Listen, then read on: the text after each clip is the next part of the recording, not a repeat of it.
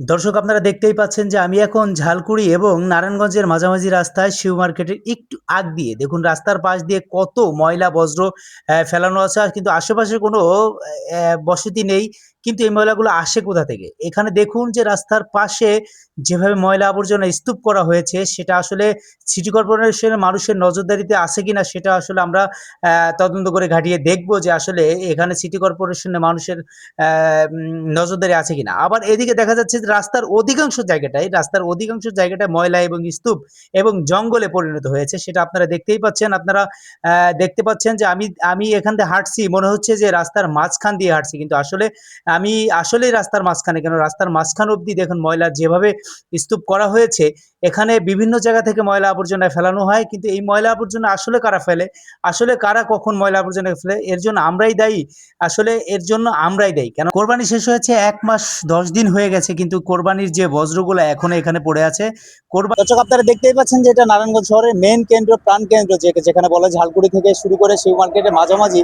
আপনারা দেখতেই পাচ্ছেন রাস্তার অপর প্রান্তের দৃশ্য আপনারা অবশ্যই কিছুক্ষণ আগে দেখতে পেরেছেন। এবার রাস্তার এই প্রান্তের কিছু বজ্র অবস্থা, মানে মেইন রাস্তার এমন অবস্থা এখানে দেখতে পাচ্ছেন আপনারা যে আসলে মেইন রাস্তা যেটা সড়ক যাতায়াত পথ, সেটা যাতায়াত পথ নাই, সেখানে ময়লার স্তূপ, প্রচুর পরিমাণ ময়লার স্তূপ এখানে পড়ে আছে। এটা দেখতেই পাচ্ছি যে এখানে বিভিন্ন ফ্যাক্টরির কলকারখানার যে বজ্রগুলা সেগুলো এখানে রাস্তার পাশে ফেলে রাখা হয়, ফেলে রেখে যাওয়া হয়। আসলে আমরা সিটি কর্পোরেশনকে আমরা জানি যে আমরা প্রতিটা বাড়ি থেকে বজ্র বা ময়লা আমরা সংগ্রহ করে থাকি। অনেক সংস্থা আছে, কিন্তু তারা কি ময়লা এখানে ফেলে যায়?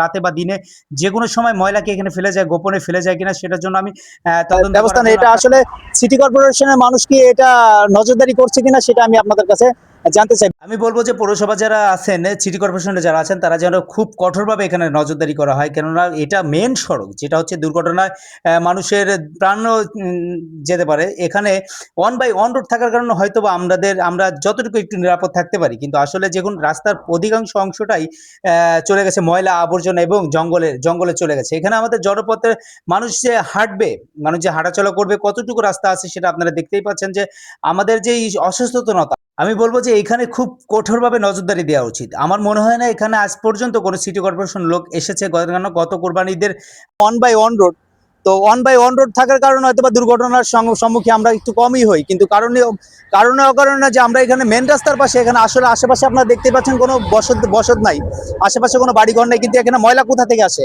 কোথা থেকে এই ময়লাগুলো ফেলা হয়? এখানে আপনারা দেখতেই পাচ্ছেন যে আসলে রাস্তার পাশ দিয়ে যতটুকু রাস্তা আছে তার চেয়ে দ্বিগুণ রাস্তা আছে নষ্ট হয়ে গেছে বজ্র এবং ময়লার কারণে। তো আপনারা দেখতেই পাচ্ছেন যে আমি এই অনুসন্ধানে আপনাদের সবার কাছে তুলে ধরতে চাই যে আজকে নারায়ণগঞ্জ শহরে ময়লা আবর্জনা। আমরা আসলে দেশের সরকারকে আমরা দায়ী করি যে আমাদের যেই অসচেতনতার কারণ, আমাদের যেই সমস্যা, আমরা সমাধান না করে আমরা আসলে দেশের সরকারকে দায়ী করি, আইন শৃঙ্খলা বাহিনীকে দায়ী করি। কিন্তু আসলে এর মূল উদ্যোক্তা কারা? এই ময়লা ফেলার রাস্তার স্তূপ, আমরা জানি যে রাস্তার পাশে ময়লা ফেললে এখানে দুর্ঘটনার সম্মুখীন হতে পারি বা মানুষের হাঁটা চলার সমস্যা হতে পারে। কিন্তু আমরা সেটা জেনেও আমরা রাস্তার আশেপাশে ময়লা ফেলি। এখানে দেখা যাচ্ছে যে যেসব ময়লা বজ্র